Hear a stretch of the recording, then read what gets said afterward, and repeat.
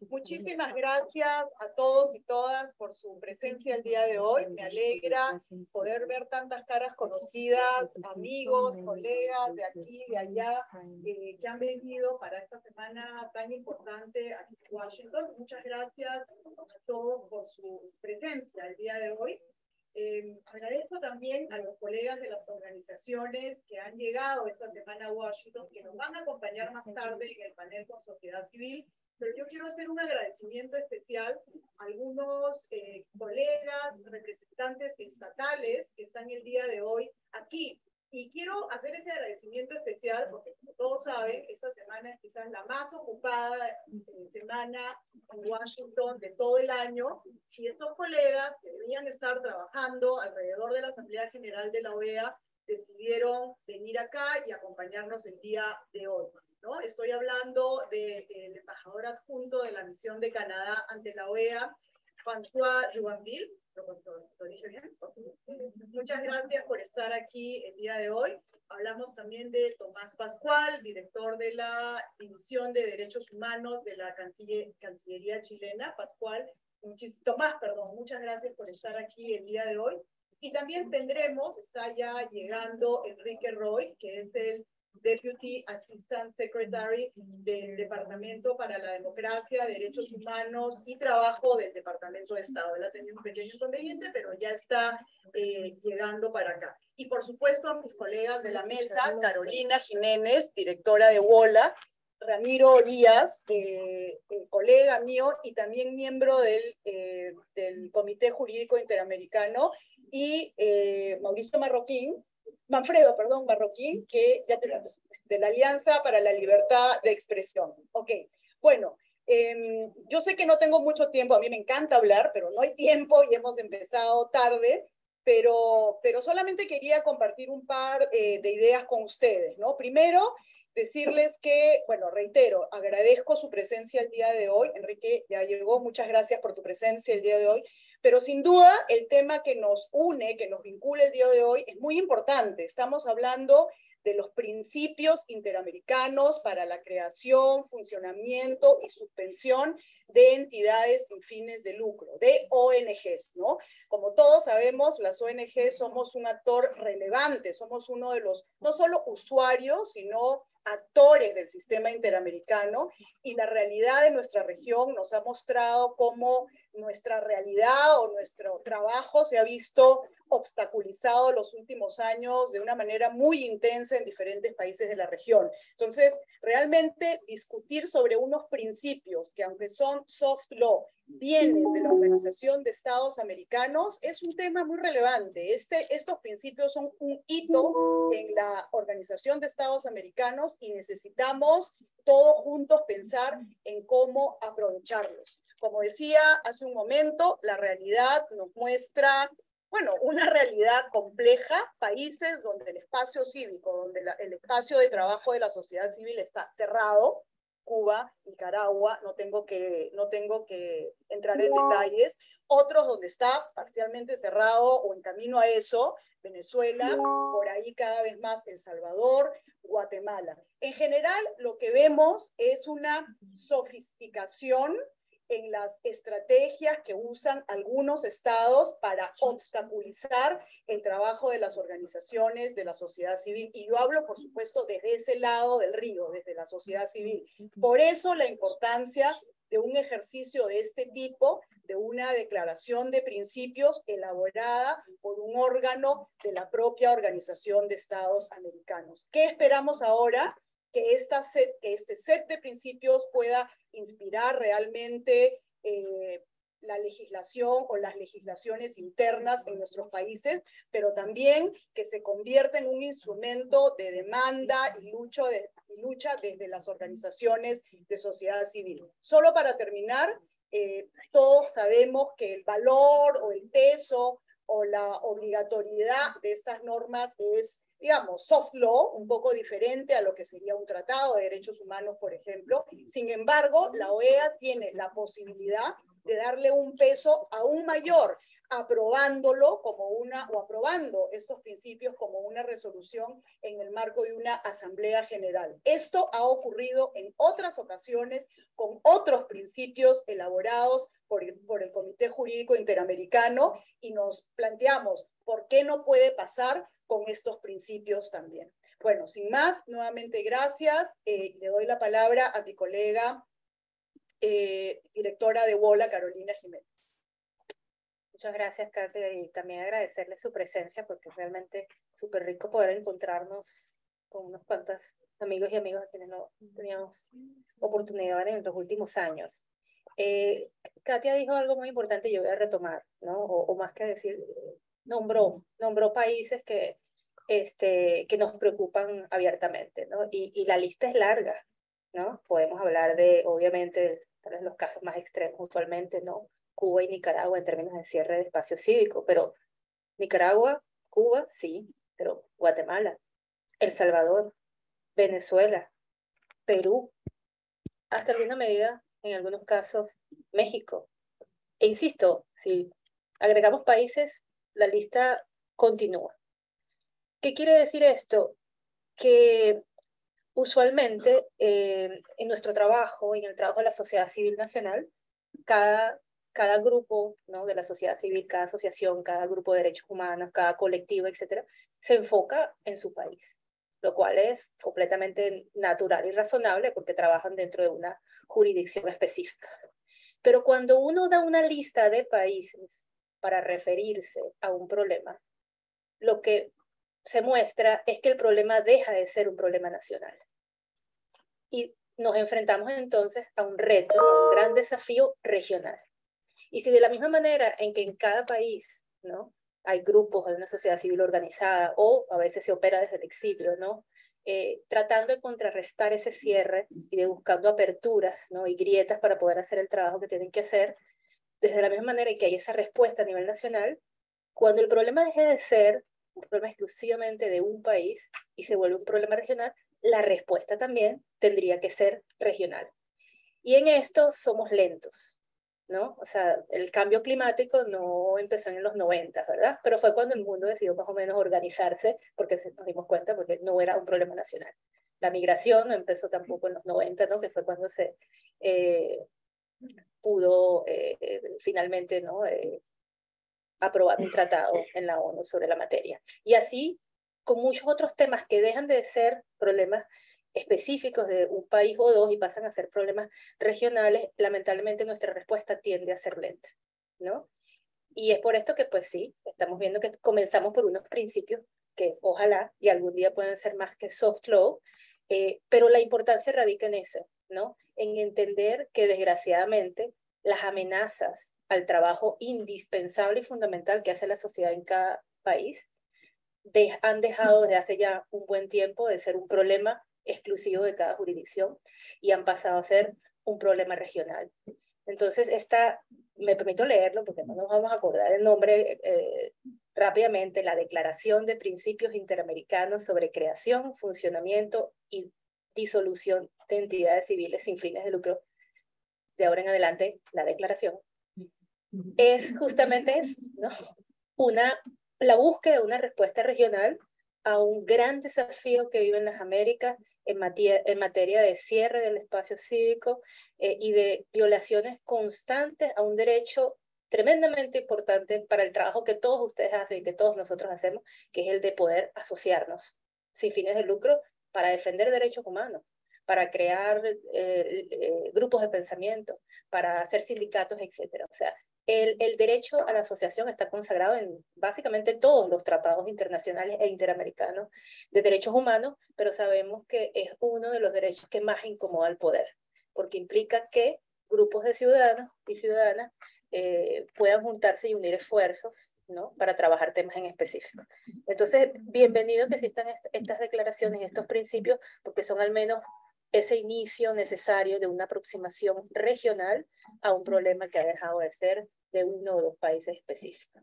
Y en ese sentido creo que hay que defenderlos, promoverlos, aprenderlos y en todo momento tratar de que se consoliden, ¿no?, para que sean también un instrumento que luego a nosotros nos permita demandar su implementación y su cumplimiento. Y con esto cierro. Gracias. Gracias, Carolina.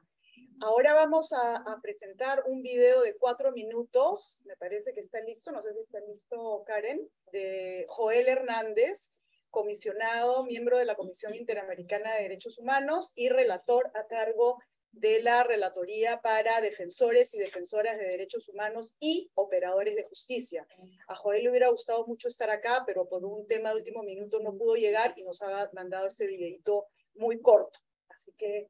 Muy buenos días, les saluda Joel Hernández, comisionado de la CIDH y relator para personas defensoras de derechos humanos.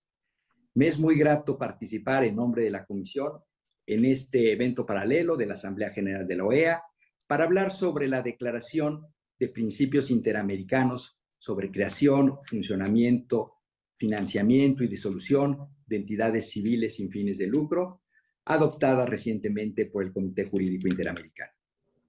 Quiero empezar por felicitar al Comité Jurídico Interamericano por haber incluido en su agenda de trabajo desde el año 2021 el desarrollo de estos principios, con el propósito de poder proveer un régimen legal alrededor de todo el ciclo de funcionamiento de las entidades civiles sin fines de lucro. Este documento es muy bienvenido en tiempos actuales. Desde la Comisión hemos venido observando con preocupación el cierre del espacio cívico y las limitaciones que sufren distintas organizaciones de la sociedad civil en varias partes de nuestra región. La declaración parte de un principio fundamental, el principio de que toda organización de la sociedad civil debe ser regulada por el ordenamiento jurídico interno. Sin embargo, ese ordenamiento debe seguir determinados estándares internacionalmente reconocidos que buscan asegurar el derecho a la libertad de reunión y a la libertad de asociación. Derecho que se encuentra recogido en varios instrumentos, por ejemplo, en los artículos 15 y 16 de la Convención Americana de los Derechos Humanos. En este contexto, vale la pena recordar que este derecho viene siendo objeto de una evolución progresiva desde hace varios años. Quiero recordar, por ejemplo, la Declaración sobre el Derecho y el Deber de Promover y Proteger los Derechos Humanos, mejor conocida como la Declaración de los Defensores de Derechos Humanos, que fue adoptada por consenso por la Asamblea General de las Naciones Unidas en diciembre de 1998. La Declaración de Defensores de Derechos Humanos establece en su artículo 5 el derecho de toda persona, individual o colectivamente, a formar organizaciones, asociaciones o grupos no gubernamentales y afiliarse a ellos o a participar en ellos. El Comité Jurídico Interamericano cumple así con el mandato para el cual fue creado: la codificación y el desarrollo progresivo del derecho internacional. Me complace que el Comité Jurídico haya seleccionado esta materia para poder así llenar una laguna jurídica que existe en el sistema interamericano.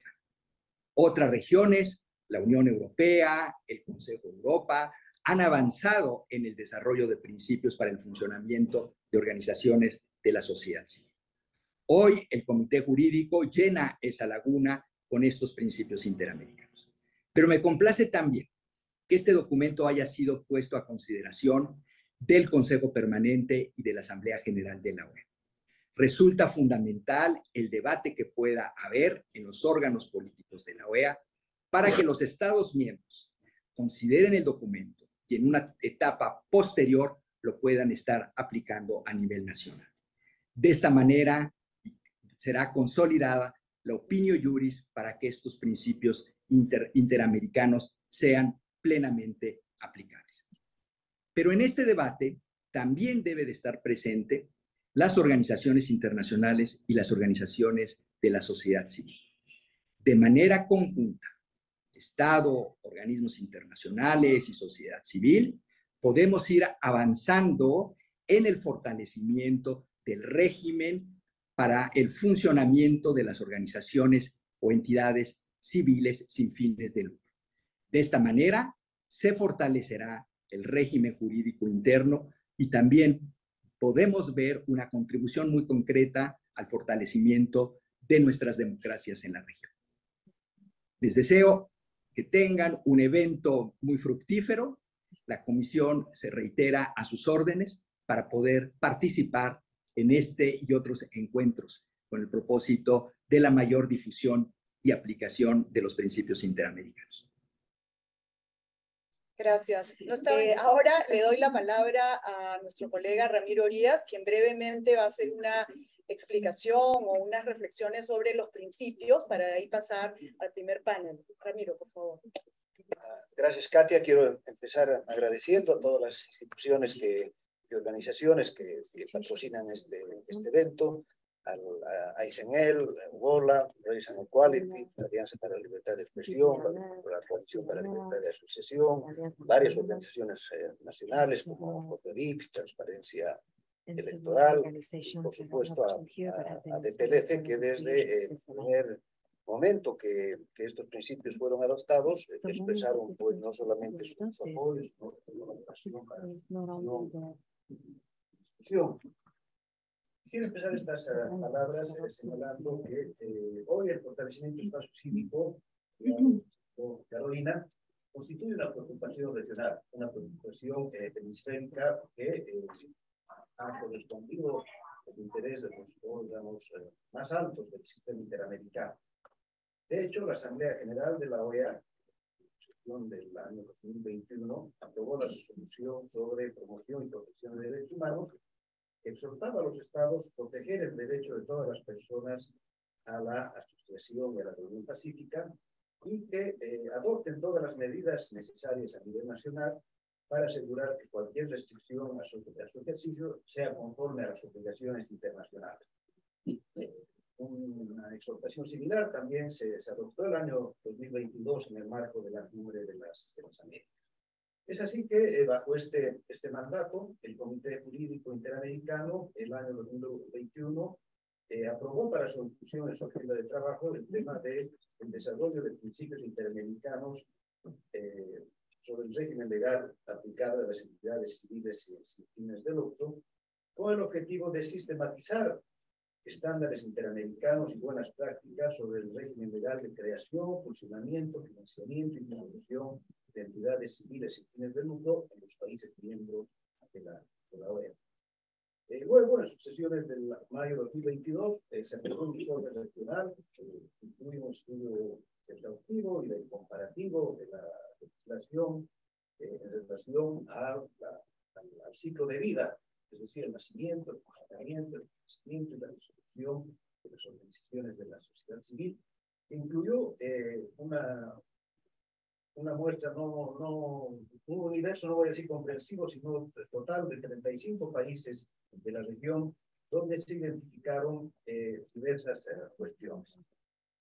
Asimismo, se les estudiaron los estándares internacionales desarrollados a nivel universal como a nivel institucional. En dicho estudio se pudo constatar que en la práctica la implementación de los marcos legislativos nacionales que regulan la libertad de asociación, las organizaciones de la sociedad civil suelen enfrentar restricciones y obstáculos legales en las distintas fases de su ciclo de vida, ¿no?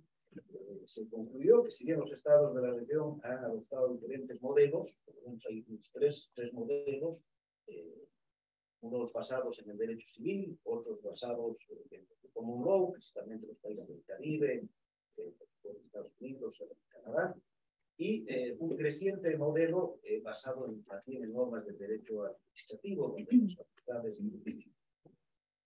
discrecionales del Estado recientemente han ido regulando esta materia. Por lo tanto, se hace necesario tener estas directrices regionales que ayuden a armonizar la legislación nacional. También se han estudiado los estándares desarrollados por el Relator Especial de Naciones Unidas para la Libertad de Asociación a nivel regional, las directrices de la Comisión de Venecia, las desarrolladas por la Comisión Africana de Derechos Humanos, y además reconocer que la OECD acaba también de publicar un estudio reciente sobre el espacio cívico y las condiciones de trabajo de las organizaciones de la sociedad civil en sus países miembros. En el desarrollo de este estudio se buscó generar espacios de diálogo abierto, comprendió un proceso de consulta bastante amplio, hubieron varios talleres virtuales, regionales, subregionales, que incluyó la participación de más de 100 expertos de toda la región, dirigentes de organizaciones de la sociedad civil, defensores de derechos humanos, activistas, profesores de derecho civil, de derecho constitucional. Y el estudio encontró que las organizaciones de la sociedad civil enfrentan un conjunto amplio de restricciones a lo que hoy se conoce como el cierre al espacio cívico, que se expresa principalmente en leyes o disposiciones reglamentarias, principalmente administrativas, donde se hace un uso y abuso de estas herramientas destinadas a reducir la libertad de asociación o a analizar su desarrollo. En algunos países, por ejemplo, se han venido discutiendo proyectos de leyes que ponen requisitos desproporcionados a la creación y funcionamiento de organizaciones civiles. Algunas han incluido inclusive fuertes sanciones que implican la disolución de la organización, la confiscación de sus miembros o de sus bienes y el procesamiento penal de sus representantes y de sus miembros. En algunos estados también hemos visto cómo se incluyen impuestos que buscan drenar los recursos que están destinados a los partidos. En ese sentido, la declaración incluye 12 principios, 5 de ellos vinculados más a la naturaleza jurídica y a la creación de las organizaciones, otros 5 vinculados al procedimiento y al financiamiento, y finalmente 2 que tienen que ver con la constitución. El principio 1 reconoce que dice la de sus defensores, ¿no? La libertad de expresión, que tiene el derecho de todas las personas de participar y crear organizaciones basados en la autonomía de la voluntad, el principio de legalidad, la necesidad de tener conocimientos de y transparentes, y que cuando existe una agencia estatal encargada de regular el conocimiento de la persona jurídica, esta tendría que tener todas las condiciones de independencia, de autonomía para realizar su trabajo. En relación a la libertad de funcionamiento, que no puede haber más restricción que el objeto lícito y las restricciones establecidas en la Constitución americana, la libertad de buscar, conseguir y utilizar recursos financieros como parte de esta libertad, y la necesidad de generar sistemas de control apropiados al financiamiento ilícito, ya que el estudio demuestra que en muchos países de la región se están utilizando las normas Gafi para controlar de forma exagerada las organizaciones y paralizar su funcionamiento. Finalmente, se refiere a qué condiciones las organizaciones civiles como entidades privadas pueden acceder al financiamiento público y el régimen tributario especial que debe existir en relación a su carácter no lucrativo. Finalmente, el principio 11 habla sobre las sanciones proporcionales y el debido proceso que siempre tiene que seguirse para algún tipo de sanción en circunstancias muy especiales cuando se transgreden determinados valores protegidos por los instrumentos internacionales. Y en relación a, finalmente, el principio 12, que tiene que ver con mecanismos de disolución, reconoce dos, la disolución voluntaria y la disolución compulsiva. Y la regla, obviamente, es la voluntaria, que tiene que seguir las previsiones de los estatutos de las organizaciones, y la compulsiva como sanción legal solamente en los casos más graves, previo proceso debido, y cuando no se puedan aplicar medidas menos restrictivas.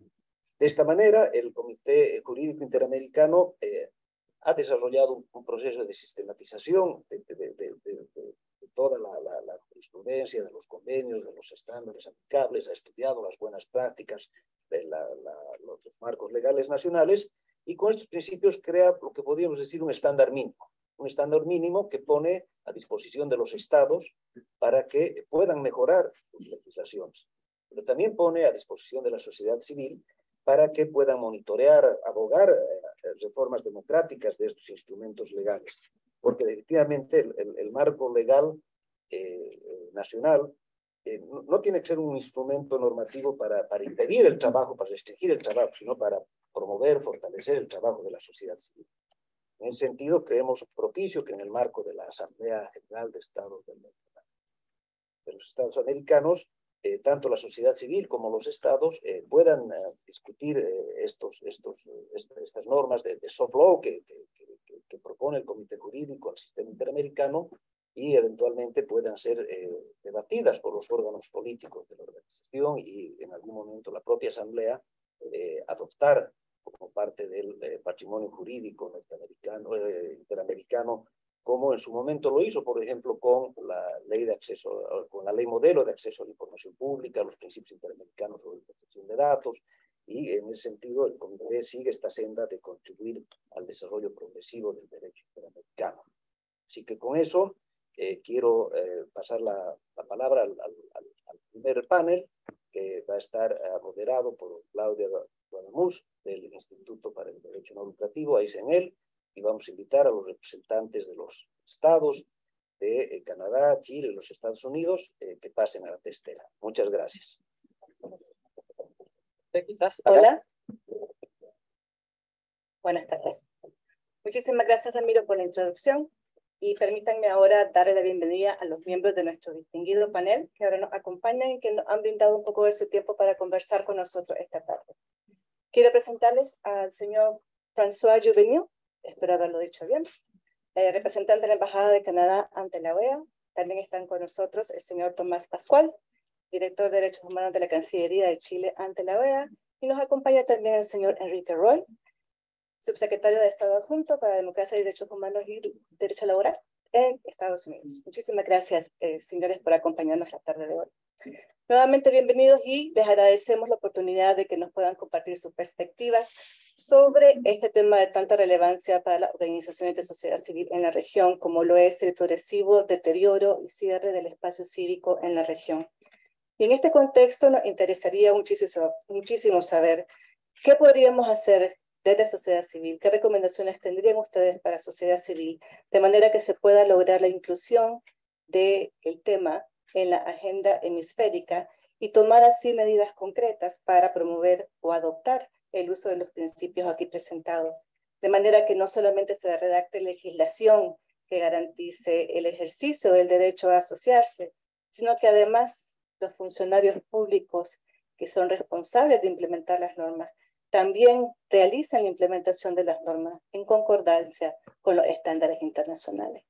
Y en ese sentido quisiera dar la palabra al señor representante de la Embajada de Canadá, quien nos podría compartir inicialmente sus opiniones al respecto.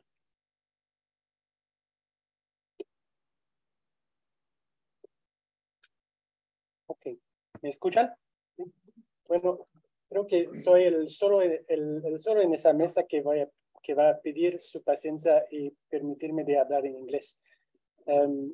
La lengua española es demasiado linda y belleza para que y no quiero torturarla, no quiero torturar a ustedes tampoco.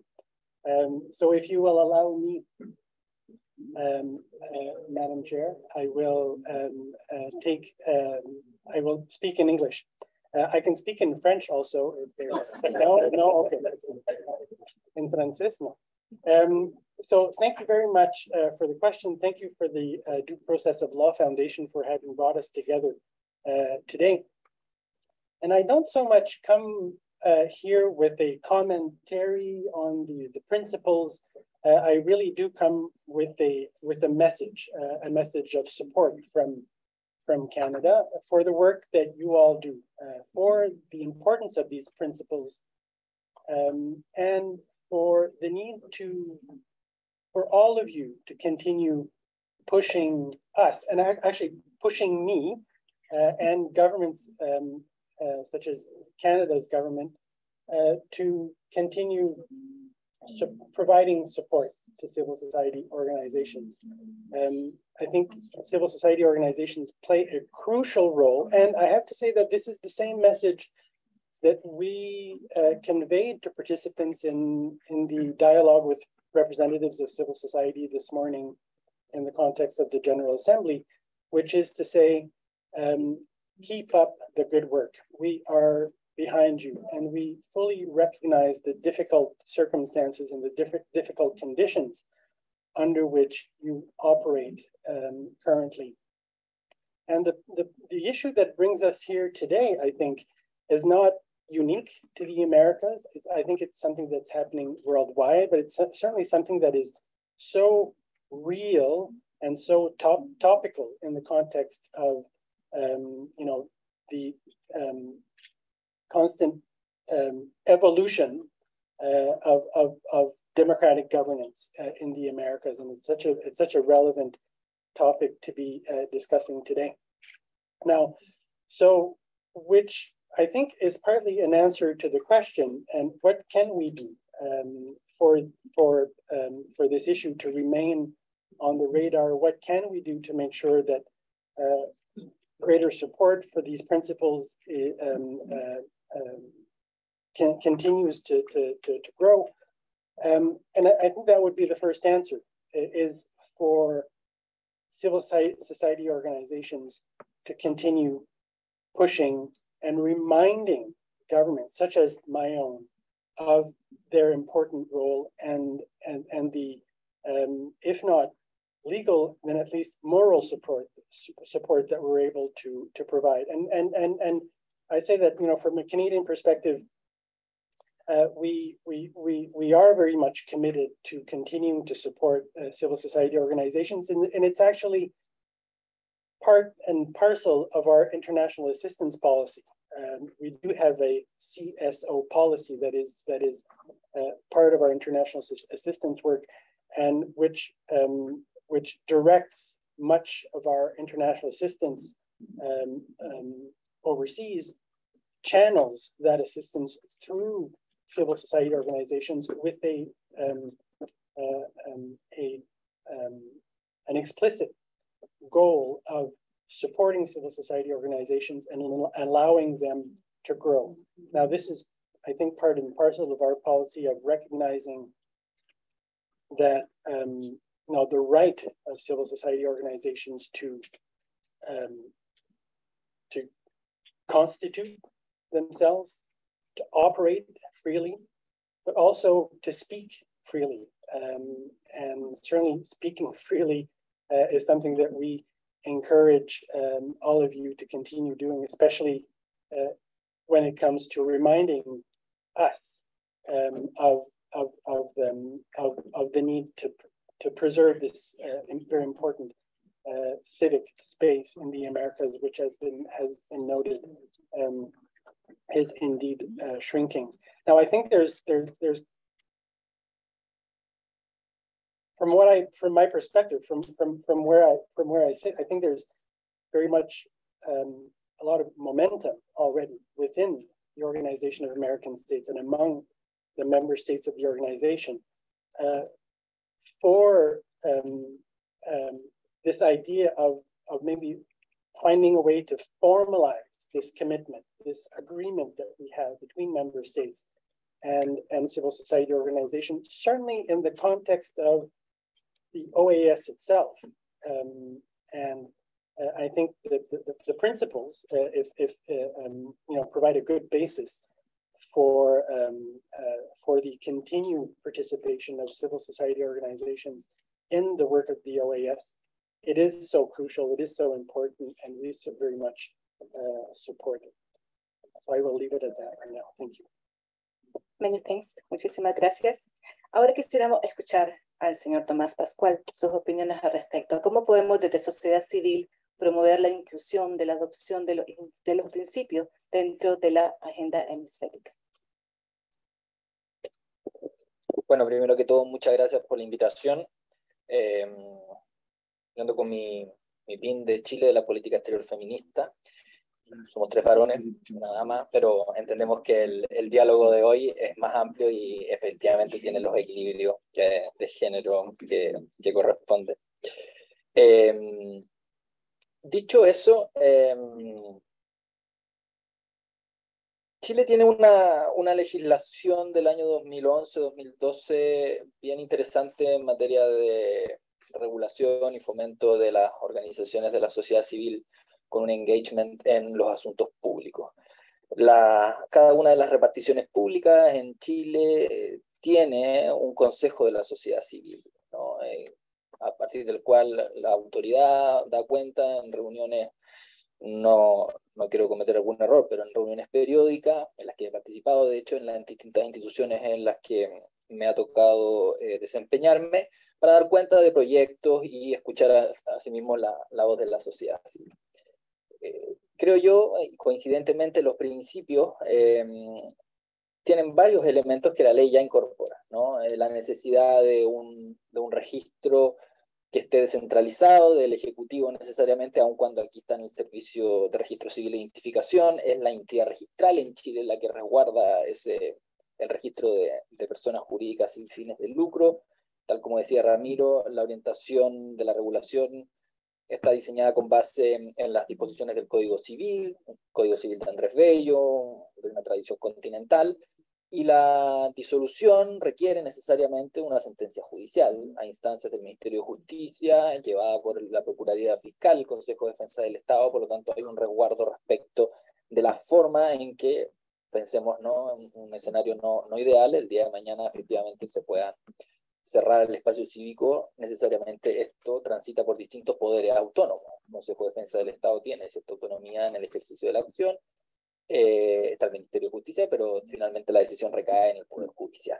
Por lo tanto, me parece que es un diseño bien interesante para revisar, en que va en línea, creo yo, a pesar de los 10 o 12 años de diferencia entre la adopción de la ley y la publicación de los principios, y que son muy coincidentes. Entonces, eso me parece que es una buena posibilidad de mirar, ¿no?, a partir de la experiencia chilena de cómo ha funcionado. No digo que sea perfecta, pero la verdad es que es bastante robusta, ¿no? Hay más de 230 y tantas mil organizaciones de la sociedad civil en Chile. Hay un estudio reciente del Centro de Políticas Públicas de la Universidad Católica que hace un mapeo, ¿no?, de las organizaciones de la sociedad civil.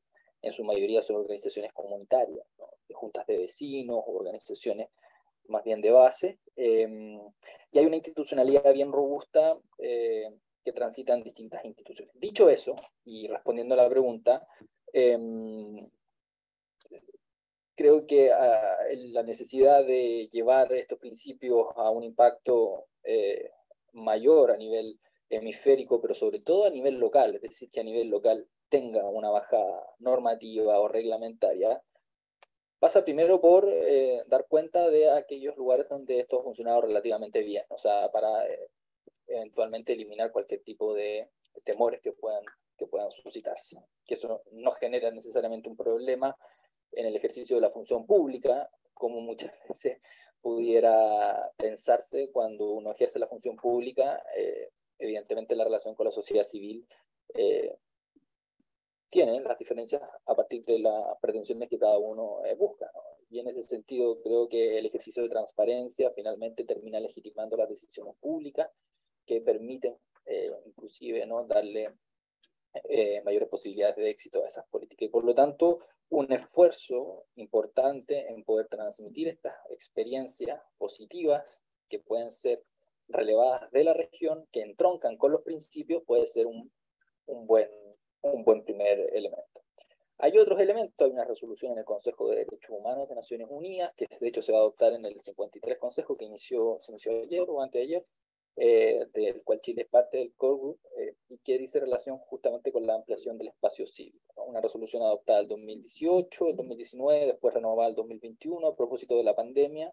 Llama la atención de este punto, mandata a la Oficina del Alto Comisionado de los Derechos Humanos a elaborar un informe en esta materia, y yo creo que ahí también hay una oportunidad para incorporar, quizás en esta resolución, ¿no?, aun cuando estamos hablando del foro universal, las experiencias interamericanas en esta materia. Nuevamente, hay con un alcance hemisférico, pero incluso mundial, de una referencia vinculada al establecimiento de estos principios.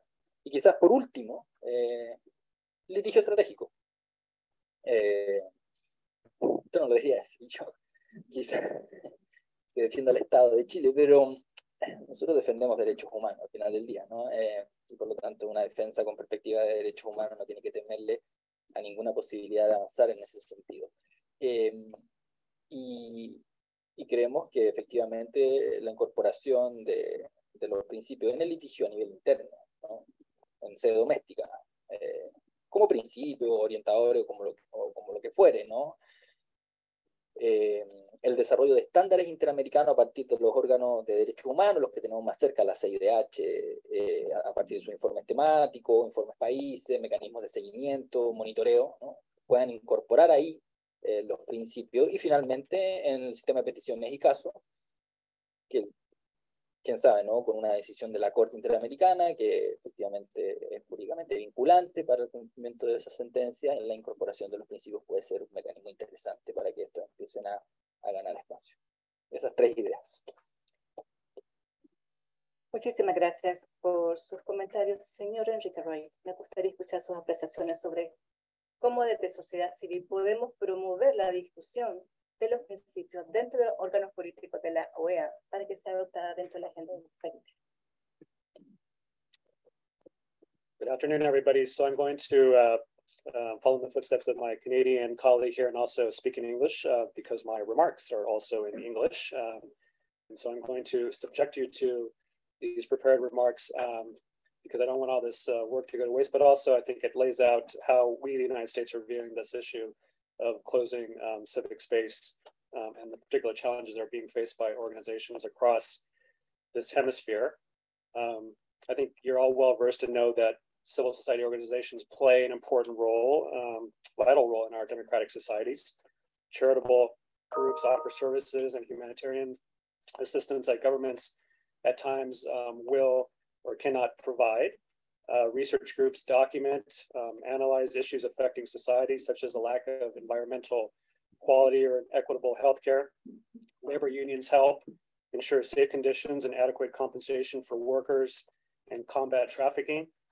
Education and arts organizations improve the quality of life for their people, and especially the youth who are the next generation of leaders. And independent journalists, as we all know, investigate and publish accurate economic or political information.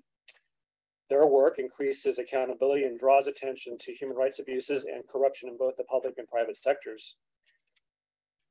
Such groups exist and they thrive here in the US, and although at times their work may challenge government policies, such as our own, we know our democratic society cannot function without them. This is why the US prioritizes the protection of civic space. The essential role of civil society within strong democracies is why we continue our work to empower and protect civil society activists and human rights defenders in the Western Hemisphere and around the world. It is why we push back on the use of repressive tactics by some governments against their own citizens, dissidents, academics, journalists, and others who seek only to live in freedom and stand up for their rights. As underscored today in the OAS Civil Society Dialogue, the United States remains committed to ensuring civil society maintains an active voice at the OAS and at the UN because the free exchange of ideas is essential to finding creative solutions in multilateral bodies. At last year's Summit of the Americas, as many of you know, here the US launched the Voices Initiative, working to bring together all of the tools of the US government, public and private diplomacy, foreign assistance programming, and enforcement authorities, among other elements, to protect, defend, and protect civic space in Central America. As part of the Summit for Democracy, which many OAS member states attended, President Biden launched the Presidential Initiative for Democratic Renewal, a landmark set of foreign policy and foreign assistance initiatives that build upon the US government's significant ongoing work to bolster democracy and defend human rights globally. I think we can all agree that such work is sorely needed. In Cuba, several civil society leaders are among more than 1,000 total political prisoners. Some of them are serving decades-long sentences. We continue to support and engage with human rights and democracy activists there, and to work with regional partners and in multilateral forums to support respect for human rights and fundamental freedoms of the Cuban people, including freedoms of expression, religion, or belief and association, and the right to peaceful assembly. We are also supporting civil society by enacting policy measures focused on actions that would empower and benefit the Cuban people, foster the Cuban entrepreneurial spirit, and allow families to reconnect with one another, all the while continue to deny resources to the Cuban government. In Nicaragua, the Ortega Murillo regime has closed more than 3,000 NGOs of all kinds and seized their property and assets. We are working at this assembly under the leadership of Canada and Chile to adopt a strong resolution focused on the human rights situation in that country. So as we've seen, civic space is closing at an accelerated pace elsewhere in Central America, particularly in Guatemala and El Salvador, with press freedom particularly under attack. In Guatemala, members of the press reported receiving pressure, threats, and retribution from public officials and criminal organizations regarding the content of their reporting. Online attacks against independent journalists and media outlets continued throughout the year. For example, the sentencing of journalist Jose Ruben Zamora to 6 years in prison sent a very concerning signal for independent journalism and freedom of expression in Guatemala. In El Salvador, the criminal code allows a 10 to 15-year prison sentence for anyone convicted of creating, reproducing, or transmitting any visual content that relates to gangs. The government there claims that the legislation was designed to prevent persons from relaying gang messages to the public, and noted that no journalists had been arrested under the law. Nonetheless, media and NGOs noted it effectively prohibits reporting on gang-related issues. In Venezuela, the U.S. is deeply concerned about the draft NGO law and the law on international cooperation.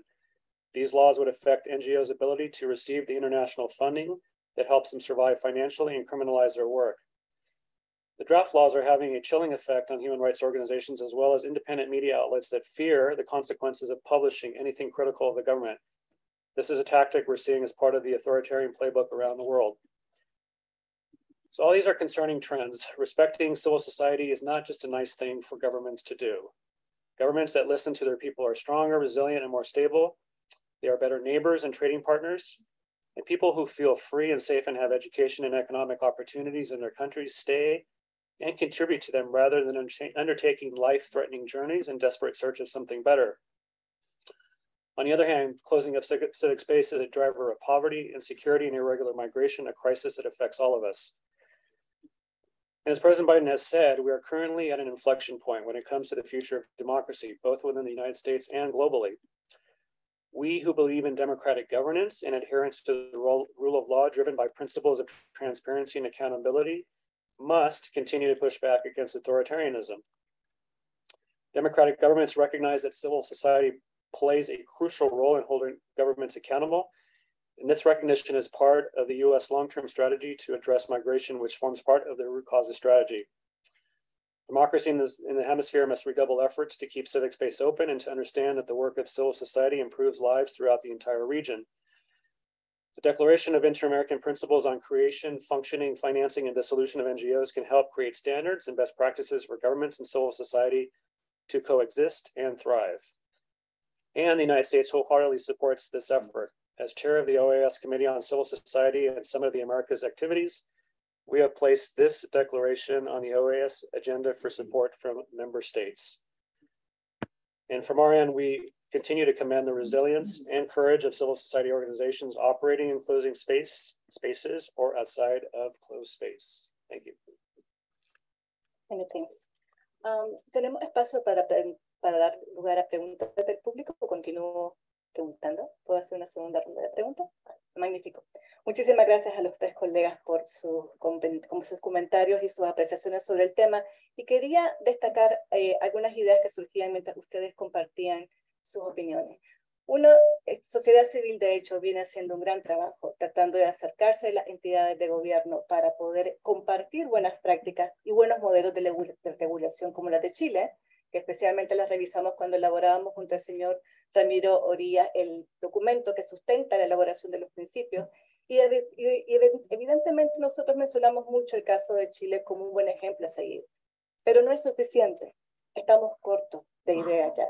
Y necesitamos un poco más de apoyo moral y en acciones bastante concretas para poder mover dentro de la agenda hemisférica la adopción de normas, de directrices que sean adoptadas por los estados y que sociedad civil desde su lado pueda empujar para que las regulaciones, pero especialmente las prácticas de los funcionarios públicos, no estén encaminadas a reducir o a restringir injustificadamente las libertades fundamentales, no solamente de la población, es decir, de todas las personas que viven dentro del territorio en esta región. Por esa razón, queríamos ahondar en recomendaciones concretas. ¿Cómo podemos colaborar con ustedes dentro del marco de los órganos políticos de la OEA para que estos principios sean una realidad? Es decir, que sean una realidad más allá del papel, que puedan realmente guiar, orientar la elaboración de las regulaciones y la práctica de implementación de las mismas.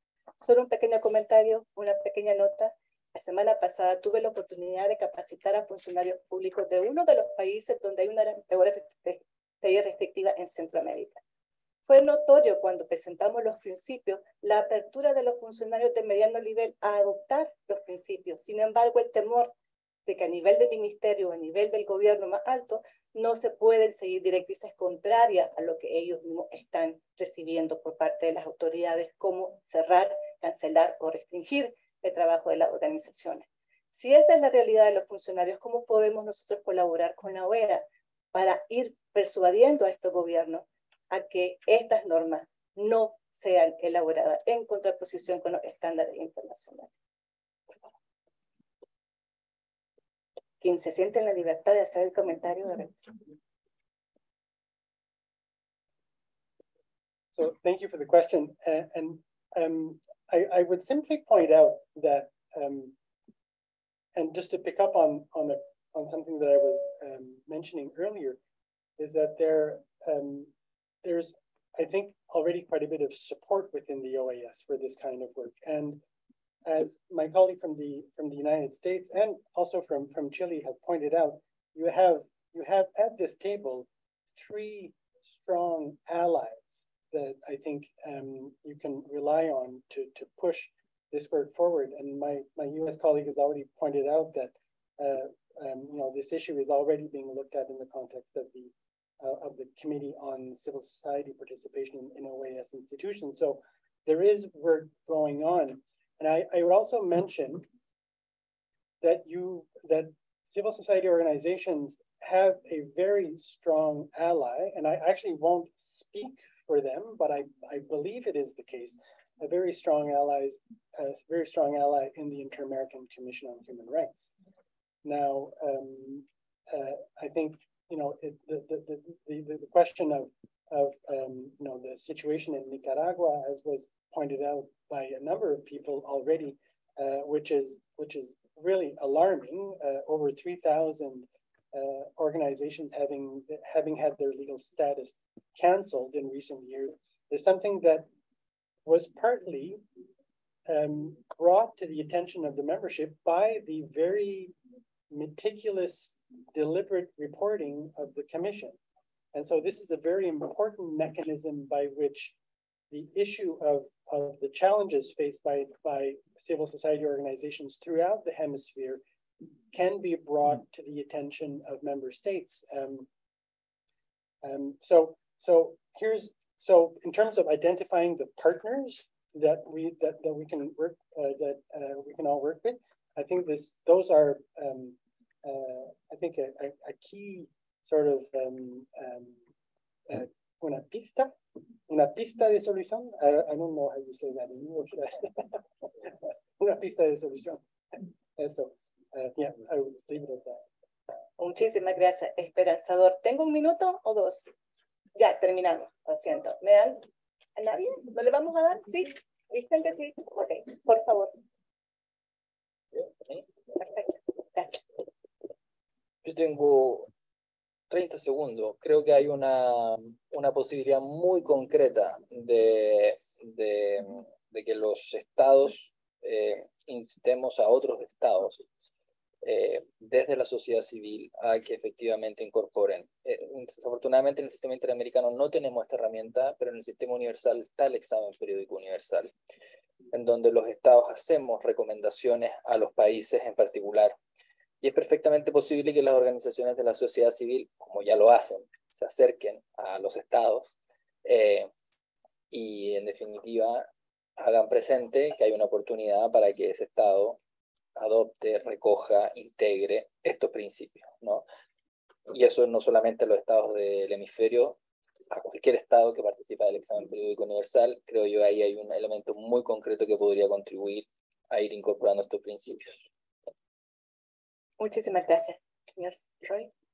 Yeah, so very quickly, I'll just say, and I alluded to this in my comments about the authoritarian playbook being played out across the globe. And this issue in particular, attacks on NGOs, is one tactic among many. And so I think we have to look at it in that sort of framework, that there's other things that are happening in many countries that are resulting in democratic backsliding. And so, yes, there is support among the folks here, us, our countries represented here, on these NGO principles, but I think we also have to look at the bigger picture obviously, and I know I'm stating the obvious here, but what's happening with the criminalization of journalists, attacks on all types of civic activists, labor leaders, environmental activists, et cetera. And so, and I say this because I think the response to this also has to be thought about not just in isolation of each country, what they're dealing with, but coming together as a region across countries, civil society activists doing the advocacy in different multilateral fora to make the case for how this is playing out across the countries, because you see the same patterns and situations, but to come together as a united front to push back on what's happening. And today at the Civil Society Dialogue at the OAS was a good example of that, where we heard from many organizations, youth leaders and others talking about the challenges that they're facing in the region. So I'm always a big advocate of like coming together and showing, forza in this situation of where we're seeing attacks on civil society, because I think that's the only way that that will truly be effective in pushing back against what's happening right now. Muchísimas gracias a nuestros panelistas y le agradecemos el apoyo de sociedad civil, del cual, créanme, les vamos a dar seguimiento. Muchísimas gracias. Bueno, buenos días, buenas tardes ya casi.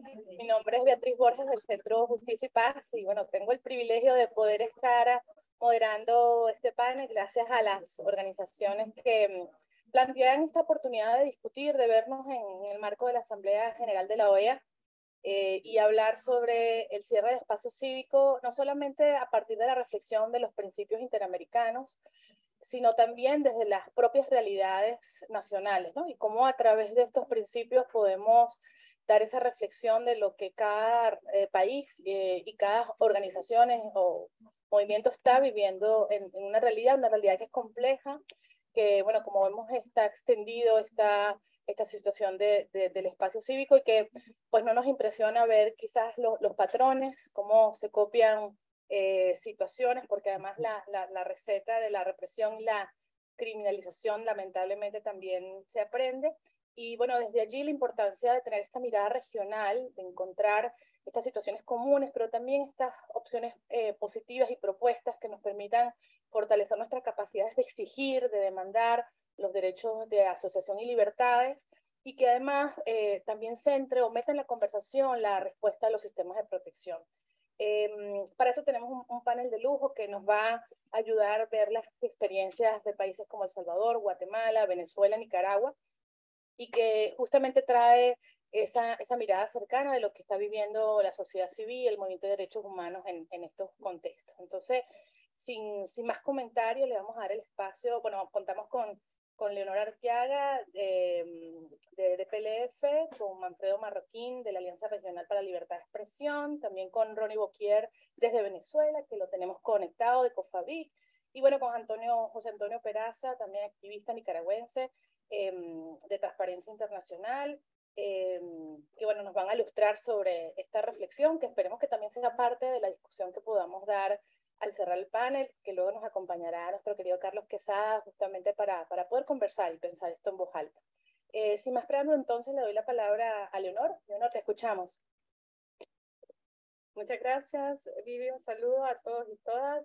Yo voy a contarles un poco de cuál es la situación que se está viviendo en El Salvador en relación con la actividad, el ejercicio de las organizaciones sin fines de lucro. No, quizás muchos de ustedes habrán escuchado el nombre de Nayib Bukele en los últimos meses o años. Parece que se ha convertido en todo un fenómeno regional. El presidente de El Salvador, que está en ese cargo desde mediados de 2019.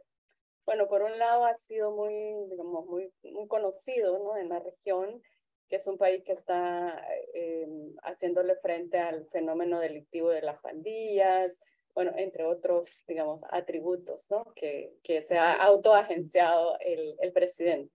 Bueno, eso es una cara de la moneda, pero ahora vamos a conocer en pocos minutos otro aspecto profundamente preocupante y que está, digamos, avanzando aceleradamente, y es el absoluto cierre de espacios cívicos. Este cierre de espacios cívicos además se da en un contexto de control de todas las instituciones del aparato estatal, de los tres poderes del Estado, a favor de la administración del presidente y de su núcleo cercano, y también se da en un contexto donde se han ido cooptando las instituciones, por lo cual no hay prácticamente ningún peso o contrapeso a esta avanzada autoritaria del gobierno actual. ¿Qué ha ocurrido en relación con la sociedad civil? Bueno, este cierre de espacios cívicos, este contexto de ataques selectivos y deliberados a distintos sectores de la sociedad civil se ha dado, digamos, a través de 6 acciones que voy a tratar de describir de forma rápida. La primera se dio desde el inicio de la gestión actual. ¿Y por qué voy a centrarme en la gestión actual? No es que en El Salvador, antes de la llegada de Bukele, todo era maravilloso entre los gobiernos y la sociedad civil, pero ciertamente ha habido un cambio dramático desde 2019 a la fecha. Lo primero que hizo el gobierno fue llevar adelante una especie de campaña en los medios de comunicación, especialmente en Twitter, que es la herramienta principal del presidente Bukele, para desacreditar a las organizaciones de derechos humanos y también al periodismo independiente de diversas maneras, ¿no? Sembrar dudas sobre su efectividad, sobre el financiamiento, sobre los objetivos que perseguía el ejercicio de sus acciones, y empezó a atacar, digamos, con nombre y apellido a personas específicas, periodistas, líderes de sociedad civil, para tratar de colocarlos como personas aliadas de gobiernos anteriores que perseguían básicamente, digamos, socavar al gobierno. Pero además hizo otra cosa importante, también empezó a sembrar entre la población la idea de que las organizaciones son enemigas del pueblo, de la ciudadanía. Crear una especie de concepto de que formaban parte de los enemigos públicos y que por tanto las organizaciones no son necesarias, ¿no? En una democracia que básicamente el presidente lo es todo y que la población solo lo necesita a él sin más intermediarios. Esto además estuvo acompañado por el cierre de todo tipo de espacios formales e informales con sociedad civil. ¿A qué me refiero? Por ejemplo, mesas de diálogo que estaban instaladas en distintas secretarías del gobierno, ministerios, todo fue, digamos, cerrándose básicamente poco a poco.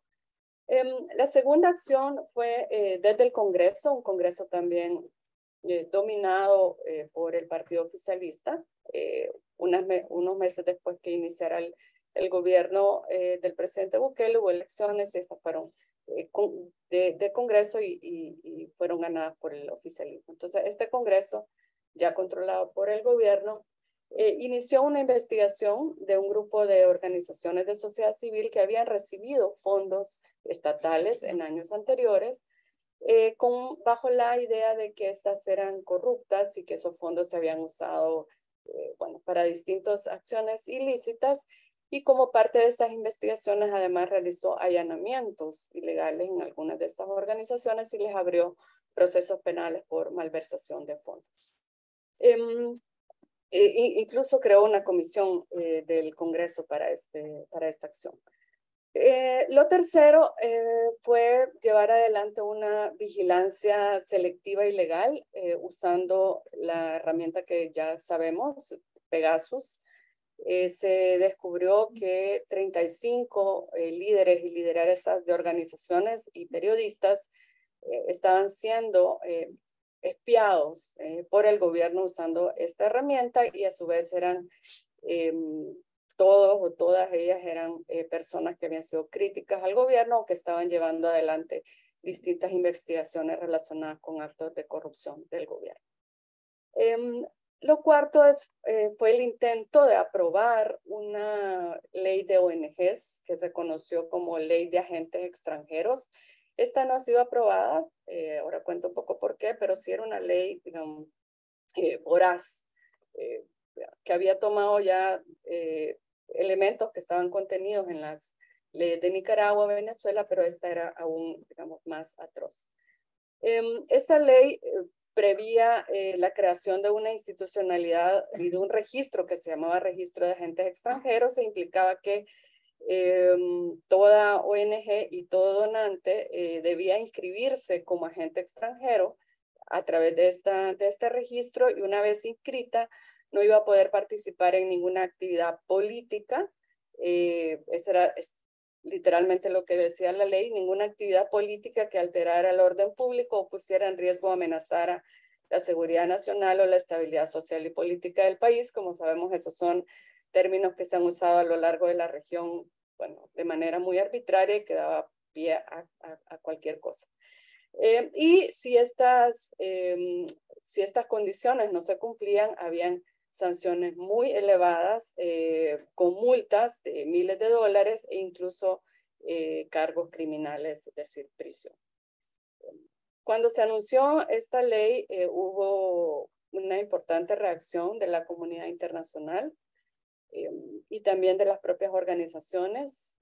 Amigos, gobiernos amigos, hablaron, digamos, de manera muy enérgica, y ese conjunto de acciones parece que hicieron retroceder un poco al gobierno, y esta ley no ha sido aprobada, pero tampoco se ha desistido completamente de su implementación. Está ahí como una amenaza latente. Para muchos piensan que quizás en realidad el gobierno no pretendió nunca aprobar una ley de esta naturaleza, pero sí estaba, digamos, como midiendo reacciones y tratando de ver hasta dónde podía llegar y qué tanta oposición iba a tener una norma de esta naturaleza. La quinta tipo de acciones que ha usado el gobierno, si bien no se aprobó la ley de agentes extranjeros, sí, a través de la actual normativa de ONGs en El Salvador y de la institución que la regula, hay una, como en muchos países, hay una ley de ONGs y un registro de ONGs. Lo que ocurre ahora habitualmente es que cuando hay organizaciones nuevas que quieren inscribirse, se les dificulta, o si las actuales organizaciones requieren hacer alguna acción que forma parte normal de su trabajo, como modificar sus estatutos, renovar sus juntas directivas, continuamente hay trabas que no tienen ninguna justificación más que obstaculizar que las organizaciones funcionen de manera regular. Y la sexta acción, y con eso ya voy terminando, es que se ha utilizado, esto tampoco es nuevo, pero se ha utilizado las normas de lavado de dinero y el régimen tributario en El Salvador para castigar a las organizaciones. Voy a colocar dos ejemplos. La primera es que el gobierno abrió una investigación criminal contra el periódico digital El Faro por presunto lavado de dinero, tras una auditoría que le realizara el Ministerio de Hacienda, que es la institucionalidad tributaria, justamente cuando este periódico estaba investigando al gobierno por supuestas negociaciones secretas con una de las principales pandillas en el país. Otro ejemplo es que a la organización Cristosal también, tras una larga auditoría, el Ministerio de Hacienda determinó que no era una institución sin fines de lucro, y más bien que realizaba acciones con lucro, y por tanto digamos, canceló su exención de impuestos, y ahora esta organización tiene que funcionar como una empresa.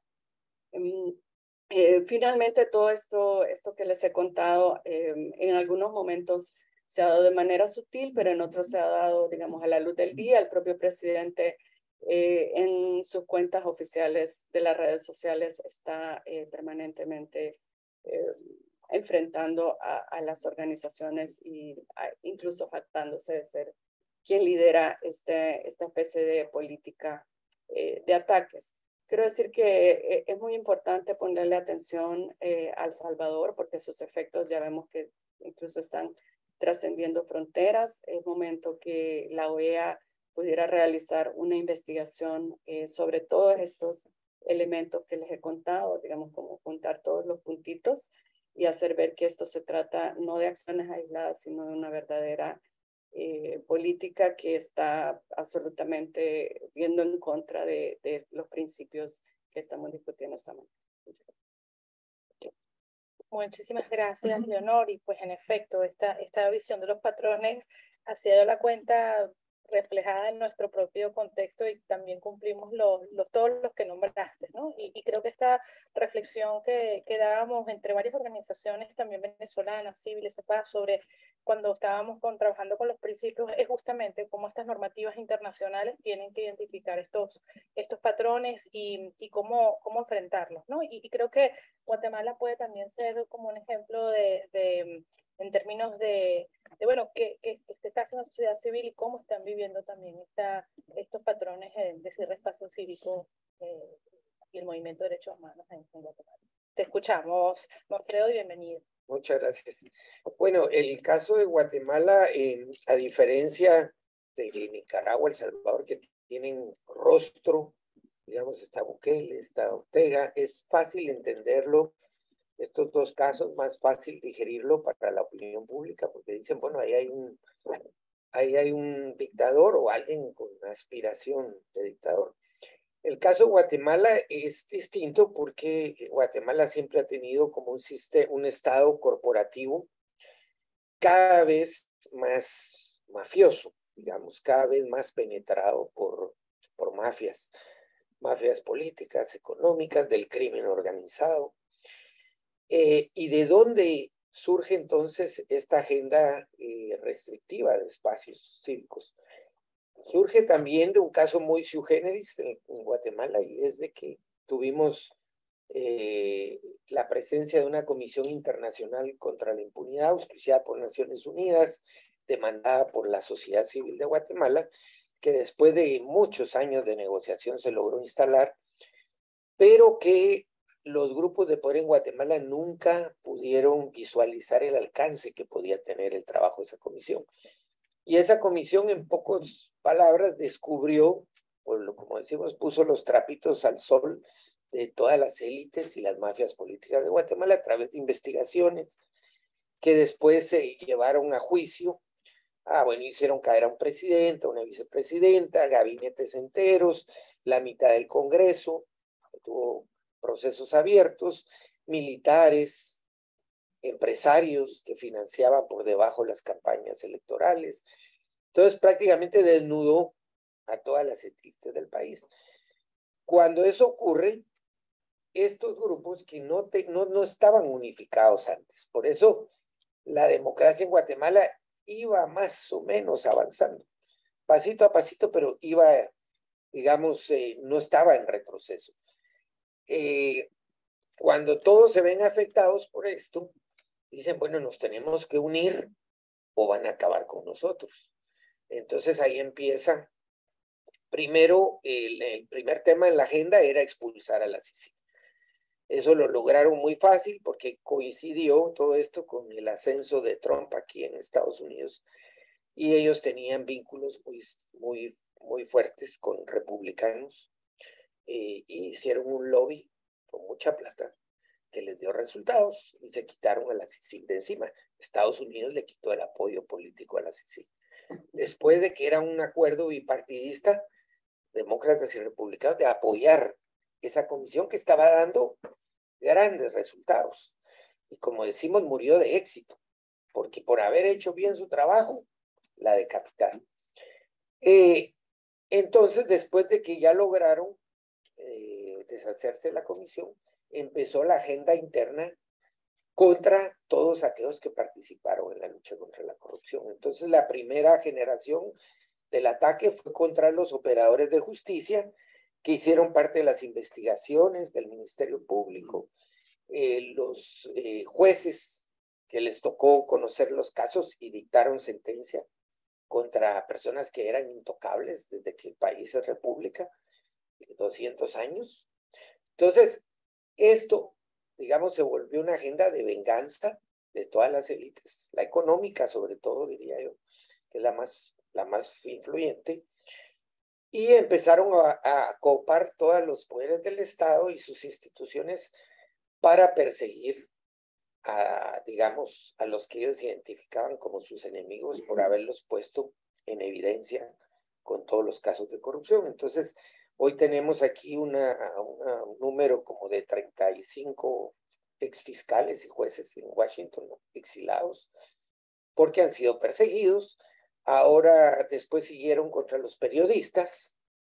Ya tenemos varios periodistas criminalizados por señalados de obstrucción de justicia, porque critican en sus artículos el desempeño de estas instituciones cooptadas, del organismo judicial, del Ministerio Público.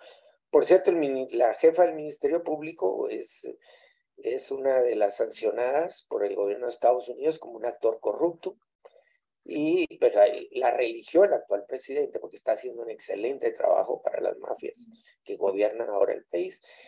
Y entonces ocurrió lo que nunca había ocurrido. Todos estos poderes juntos definen una agenda de decir: aquí no nos vuelven a juzgar nadie. Aquí nosotros mandamos. Siempre hemos mandado 200 años. Queremos seguir mandando otros 200 años. Entonces, todo aquel que nos señala de corruptos, que nos señala de provocar impunidad, lo vamos a perseguir hasta que se vaya o lo metemos a la cárcel. Y así pues han quedado en el camino. Ahora el periódico desapareció, que era el diario, digamos, que exponía más casos de corrupción en el país. Ahora la autocensura es más evidente porque todos tienen miedo de ser perseguidos.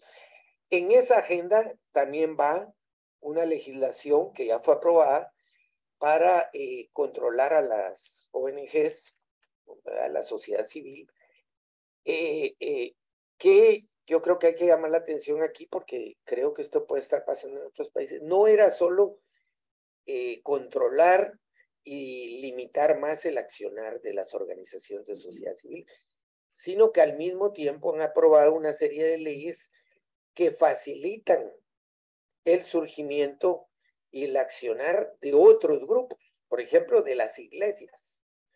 Han aprobado una ley, bueno, esa sí intentaron aprobarla porque fue tal el escándalo que no se logró, en donde prácticamente le prohibían al Ministerio Público investigar a las iglesias evangélicas por casos de lavado de dinero o cualquier delito. Tenía prohibido el MP en una ley investigar iglesias.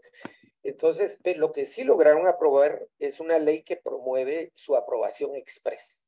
Es decir, ellos meten una solicitud de aprobación de una iglesia y sale express. Tú haces eso con una ONG y cuesta años. Entonces, y por el mismo lado, están usando ONGs.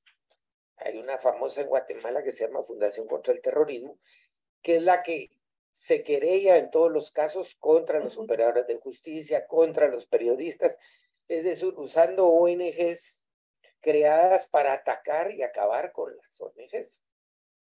Entonces es toda una sofisticación, o sea, y todo esto no tiene un dictador, porque es un Estado y una mafia corporativa. De ahí están élite económica, militares, políticos y crimen organizado fusionados en una sola agenda.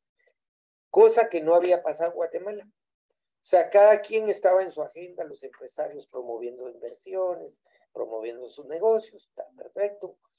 Los políticos tratando de ganar elecciones y hacer su corrupción, perfecto.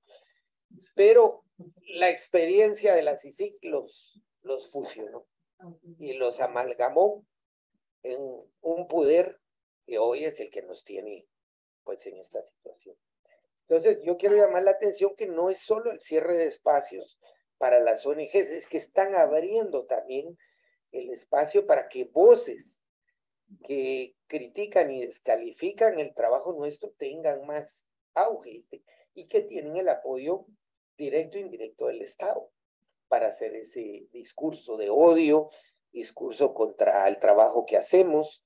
Entonces ahí aparecen pastores, aparecen ligas de estas pro familia, hablando pestes de las ONGs, de la Agenda 2030, de esto, y todas esas voces son promovidas por el gobierno. Entonces no es solo que nos están cerrando a nosotros, es que están promoviendo voces para dejarnos, digamos, en una minoría, como en la opinión pública. Y eso sí es, creo yo, muy delicado porque, ¿qué pasa en El Salvador? Bueno, tratan de hacernos ver como los malos de la película, los que defienden delincuentes, los que defienden mareros o pandillas, los que defienden a los delincuentes. Y yo creo que, bueno, en el caso de El Salvador lo hace el presidente directamente, en el caso de Guatemala usan otros actores. Entonces, yo lo dejaría por ahí. Creo que eso dibuja bien, pues, para lo que les quede claro de dónde viene esa agenda regresiva en el caso de Guatemala, donde no hay un dictador con nombre y apellido que llame la atención, sino que es un sistema corporativo mafioso muy poderoso. Tenemos elecciones el domingo, generales, se elige todo y solo van a participar los que permitió el sistema. Excluyeron a 3 candidatos con fuertes posibilidades porque tenían un discurso antisistema. Incluso excluyeron hace un mes, al que iba primero en las encuestas. O sea, al que iba a ganar, lo sacaron. Y tranquilo, o sea, no pasó nada. Entonces, el sistema simplemente lo que hace es, hoy, bueno, escoge qué persona, porque, digamos, es como un PRI, al estilo del PRI antiguo de México, en donde cada sexenio hay una cara diferente, pero el sistema es el sistema. Y en Guatemala y funciona perfectamente. Entonces logran maquillar. Y bueno, y la otra cosa que quería decir es que han logrado no solo copar todos los poderes y instituciones del Estado adentro de Guatemala, ahora van también por todos los espacios internacionales donde el gobierno había descuidado. Entonces ahora promueven, por ejemplo, para comisionado ante la CIDH, hay un individuo que es abogado de las empresas más grandes de Guatemala y que tiene un discurso pro familia, anti-ONGs, anti-empresarios, anti-periodistas, y están tratando de mandar gente con este perfil a todos los espacios internacionales, ¿verdad? Y en las embajadas como Washington y en las importantes, ahí mandan gente que van a ir a descalificar todo nuestro trabajo. Entonces, eso también no existía antes. Antes más o menos había carrera, había gente que llegaba por sus méritos, su trayectoria. Hoy no, hoy esos espacios no los dejan en fácil. Muchas gracias. No, muchísimas gracias, Manfredo, y justamente creo que llegas a la reflexión sobre cómo esto del cierre de espacio cívico tiene sus procesos de sofisticación y esto de las ONG, las muy gubernamentales o no independientes, y cómo también son parte de este sistema instalado para la permanencia en el poder, donde la creación del desprecio, del descrédito de las organizaciones es parte de esos patrones y además con un lobby muy activo en los organismos internacionales. Quiero darle palabra ahora a mi colega, pues querido colega de Venezuela, que estoy segura que mientras que nos escuchaba, estaba también anotando como yo cómo estos patrones de criminalización y persecución se han vivido en el país, sobre todo porque pues recientemente, y seguramente Ronnie le va a contar, en términos de las amenazas, de leyes que justamente facilitan este cierre de espacio cívico, la discusión en Venezuela ha estado muy activa. Ronnie, te escuchamos y bueno, contentos de verte, aunque sea por aquí, por el Zoom. Muchas gracias por este importante espacio de participación. Saludos a todos y a todos los que han tenido pues la oportunidad de organizar todos estos espacios. No es el primero y cada vez que nos escuchamos lo difícil es ver que estamos todos en la región atravesando por una situación difícil desde la sociedad civil y lo importante es que bajo un contexto de restricciones como el que vive la región en este momento en diferentes países, pero con prácticamente un mismo manual, se hace cada vez más necesario esta articulación de organizaciones internacionales, nacionales y de estados democráticos, ¿no? Y promover con firmeza estos principios, ¿no? Por eso desde COFAVIC celebramos que este esfuerzo de elaboración de una declaración de principios interamericanos que agrupa sin desperdicio elementos mínimos para garantizar el trabajo de miles de personas que nos dedicamos a ayudar, a acompañar y alzar la voz por las personas más vulnerables en la región, ¿no? En este mismo orden de ideas, quisiera compartir desde COFAVI pues nuestra impresión con respecto al contexto adverso que se vive en Venezuela. La sociedad civil venezolana ha estado sometida durante años a una política de restricciones y persecución que intenta de manera pues sistemática inhibir la participación libre e independiente, creando diferentes mecanismos desde poderes públicos para que dan pues en sí un andamiaje jurídico que criminaliza la solidaridad.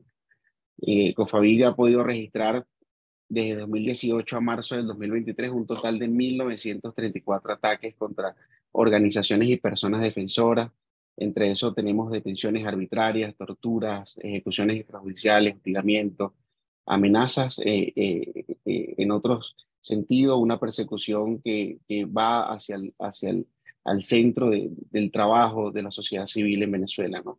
Este preocupante número de ataques pues está dirigido en su mayoría por funcionarios públicos de diferentes poderes, que lo que nos dice es que existe una acción que puede ser constituida como una política de Estado para perseguir, criminalizar y cada vez más socavar el mandato operativo de las organizaciones de la sociedad civil. Digamos que tanto la criminalización que busca desacreditarnos en el trabajo del día a día como la existencia de un marco jurídico son las principales causas de afectación para nosotros, las personas que defendemos derechos humanos en el país, ¿no? Ya desde el año 2000 veíamos que el Tribunal Supremo de Justicia, mediante la sentencia de su sala constitucional, limitaba nuestro accionar como sociedad civil, prohibiéndonos que voceros religiosos o extranjeros estuvieran dentro de nuestras organizaciones y además limitando el poder recibir financiamiento internacional. Por su parte, desde el Poder Legislativo se ha amenazado en diferentes oportunidades con la promulgación de diferentes leyes que socavan el libre ejercicio de la libertad de asociación y de la libertad de financiamiento. Desde el 2006, 2015, 2020, 21, 2023, se ha tratado de promulgar el proyecto de ley de cooperación internacional que condiciona el acceso por parte de las organizaciones sin fines de lucro a fondos y lo condiciona a que, bueno, a que estemos alineados a las políticas y criterios que se establezcan desde el Poder Ejecutivo. Desde lo administrativo también hemos tenido, y en los últimos años, y sobre todo en el marco de decretos de emergencia por la pandemia COVID-19, se ha tratado de obstaculizar la operatividad financiera de las organizaciones sin fines de lucro en el país, ¿no? Cada vez más un mayor número de organizaciones sin fines de lucro se les ha dificultado a nivel nacional poder constituirse, poder legalizarse y actualizar sus actas y estatutos, ¿no? Lo que evidentemente limita de manera severa la actualización de sus cuentas bancarias y por ende afecta la operatividad financiera y en definitiva el accionar de sus actividades diarias. En el caso de las organizaciones sin fines de lucro relacionadas con cultos religiosos, por ejemplo, deben pasar por un registro adicional ante el Ministerio de Relaciones Interiores y este registro pues también tiene enormes obstáculos, lo que quiere decir que la acción social, humanitaria de diferentes organizaciones pues queda limitada y queda al margen de la ley al no tener la posibilidad de actualizarse como organización. En el 2020 veíamos que el Ministerio de Exterior pues creaba una resolución para las organizaciones no domiciliadas en Venezuela que contenía pues normas especiales para su reconocimiento y funcionamiento. Y en el mismo 2020 la Superintendencia de las Instituciones del Sector Bancario, Sudeban, instruía a la Banca Nacional para que monitoreara todas las operaciones financieras de las personas naturales o jurídicas que tenían una vinculación directa con la sociedad civil, que tenían una vinculación directa con organizaciones sin fines de lucro. El 2021, el Ministerio de Relaciones Interiores, Justicia y Paz crea adicional a través de una providencia administrativa un nuevo registro que obliga a organizaciones a inscribirnos a una oficina nacional contra la delincuencia organizada y el financiamiento del terrorismo. Como lo han mencionado las compañeras y compañeros, este tema de utilizar la legislación contra el financiamiento del terrorismo para socavar y para restringir el acceso a fondos y actividades a las organizaciones de la sociedad civil, pues no es nuevo, y en Venezuela se ha aplicado a través de una providencia que obliga a las organizaciones a entregar desproporcionalmente requisitos como lista de beneficiarios, requisitos como lista de organizaciones donantes y actividades que se ejecutan.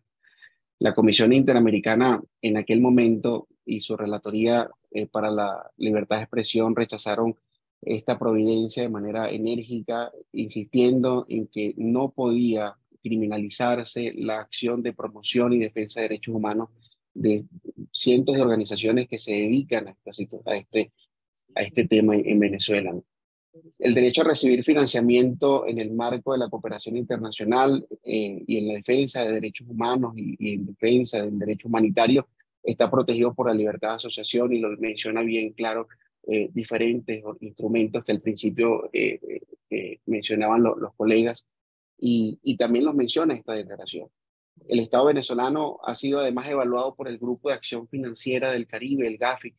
Recientemente, en marzo del 2023, este grupo publicó un informe y señaló que el Estado venezolano nos considera a las organizaciones sin fines de lucro como de alto riesgo de financiamiento del terrorismo.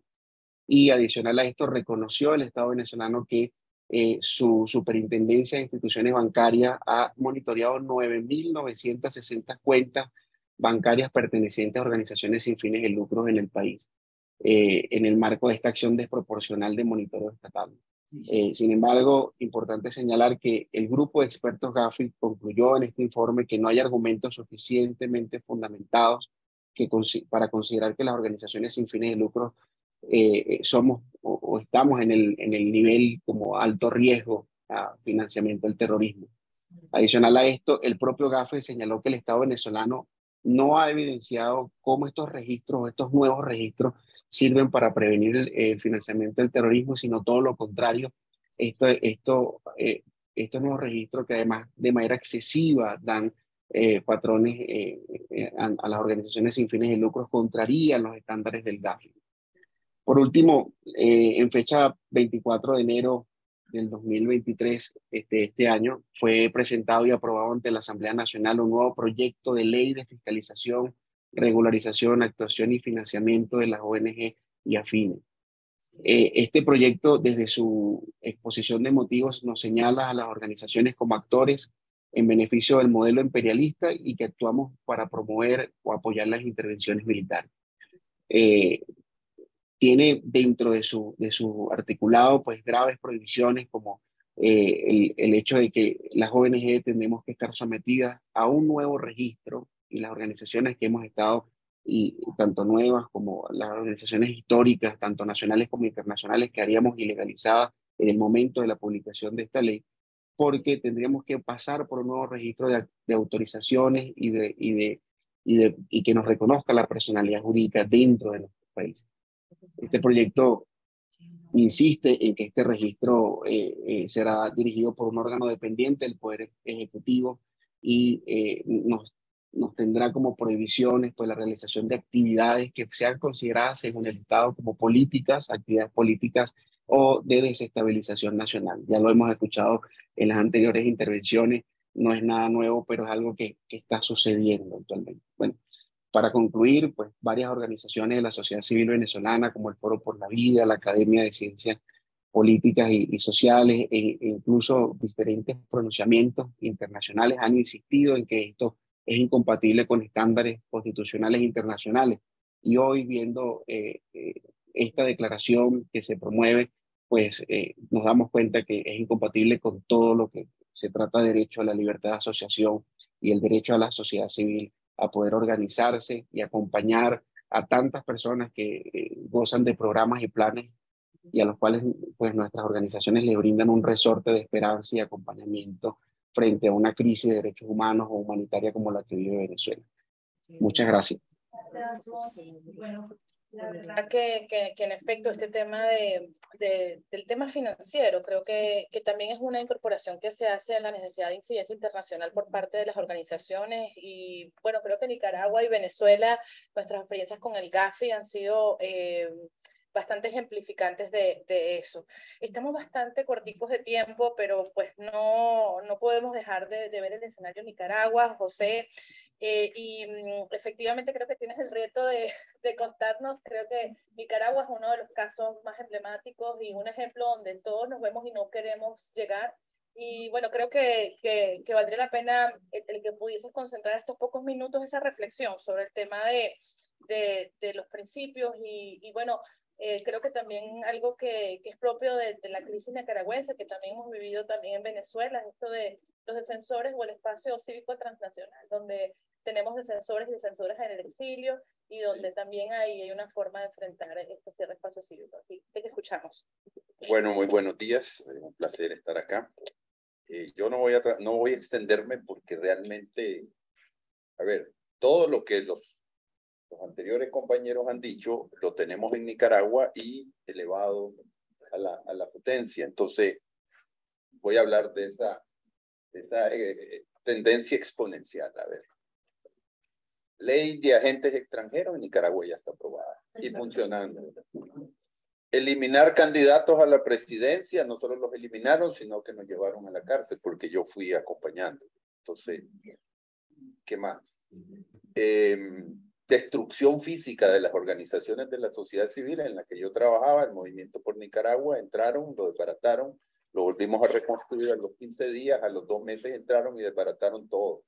Los discos duros, solo faltó que lo quemaran, ¿verdad? Entonces, listo, ahí terminó. Posibilidad de financiamiento prácticamente imposible. Incluso las agencias de cooperación tienen miedo de dar asistencia. Las organizaciones que defendían, por ejemplo, o que promovían temas de gobernabilidad interna, prácticamente totalmente destruidas. Como dijo el representante de Canadá y Estados Unidos, han liquidado más de 3,000 organizaciones de la sociedad civil y puedo seguir. Entonces, Nicaragua es un caso extremo, ¿verdad? Hemos llegado con Ortega. Todavía en el 2021 yo me ponía, bueno, Ortega no va a pasar este límite, y lo pasaba. Y lo pasaba. Y entonces ahora ya no sabemos cuál es el último límite que va a pasar. Estamos en una situación de total indefensión, no hay ninguna posibilidad. Y en Nicaragua las soluciones siempre han sido, al final, violentas, ¿verdad? Siempre hemos, no por casualidad, tenemos casi 23 guerras civiles en nuestra historia, pues que vergonzoso, pero esta es la realidad. ¿Qué más puedo hablar? A ver, de los principios. La pregunta es, ¿cuál de estos es el que se cumple? Ninguno. O sea, a ver, Ortega domina los 4 poderes del Estado, la policía, el ejército y las fuerzas paramilitares. No hay ninguna posibilidad. Hay espionaje a la sociedad civil, en el Facebook, en el Twitter, y las personas son detenidas y encarceladas. Te juzgan en un día. Por ejemplo, Monseñor Álvarez, un monseñor, simplemente como no se montó en el avión para venirse a Estados Unidos, lo tenían casa por cárcel, lo mandaron al sistema penitenciario normal. A los 2 días lo juzgaron y lo condenaron a 26 años de prisión y ahora está en una celda de máxima seguridad en cuestión de 2 días. O sea, estamos en un nivel donde ya no hay ninguna posibilidad. Por ejemplo, nosotros salimos del país y viajando en el avión nos quitaron la nacionalidad, confiscaron nuestros bienes. Nuestros familiares no pueden regresar a Nicaragua si salen. Entonces, ya estamos, por lo menos en Nicaragua, yo creo que ya es el caso extremo y todavía creo que faltan cosas por ver. Si El Salvador o Guatemala van por ese camino, pues el panorama para Centroamérica es desolador. Y desgraciadamente parece que hay algunos, con otros matices, porque Nicaragua, pues por su historia de violencia, de guerra, y también porque hay la visión de que Ortega quiere construir un Estado no solo dictatorial, sino además dinástico, porque se lo quiere heredar a su mujer y a sus hijos, porque los está preparando para que sean. Entonces, ante ese panorama, ¿qué les puedo decir? O sea, ya no hay ONGs, todas las que funcionan es tal vez porque atienden a niños con discapacidades o cosas de ese tipo, pero definitivamente no hay la posibilidad de ningún tipo, ¿verdad?, de promover la educación, porque ellos consideran que, Ortega considera que las organizaciones de la sociedad civil son las responsables del famoso golpe de Estado, que no hay ningún golpe de Estado. Nicaragua no tiene tradición de golpe de Estado, tiene tradición de guerras civiles, pero no de golpes de Estado, desgraciadamente, ¿no? Entonces, ¿qué más les digo? A ver, tienen la ley de ciberdelito. Cualquier persona que diga algo en una web de una ONG inmediatamente cerrada, confiscado sus bienes. ¿Cómo será, Ortega, el nivel que le confiscó la sede a la Organización de Estados Americanos y no ha sucedido nada? O sea, le confiscó la casa donde estaba la Organización de Estados Americanos y además de eso no era de la Organización de Estados Americanos, era de un particular porque la estaba alquilando, pero no le importó, también la confiscó. Entonces, bueno, yo no quiero venir aquí a poner un panorama terrible, pero ya, ¿qué más le puedo poner a Ortega yo? Si fue capaz de matar, pues, los muertos se contabilizan más o menos 350 oficialmente, pero hay como 70 más o menos que murieron con balazos en la cabeza, en el cuello y en el corazón. O sea, no fueron producto de una revuelta, de una salida de control de un oficial, no, fue sistemáticamente asesinando personas en el cuello, en la cabeza y en el corazón. Entonces, ¿qué panorama puedo venir a poner yo de salida con Ortega? Lo único que hay que acabar con esa dictadura. Porque eso va para otros lados, porque Centroamérica tiene vaso concomitante. Y se lo dice a alguien que es hijo de hondureño, de nicaragüense y de abuelo salvadoreño. Y viví 17 años en Costa Rica, entonces yo más o menos sé cómo es Centroamérica.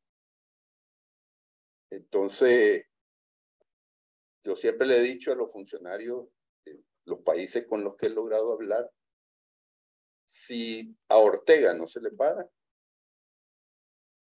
se va a venir replicando este proceso en todo Centroamérica y después va para México y después posiblemente, si no es que ya está activado, que posiblemente en Sudamérica.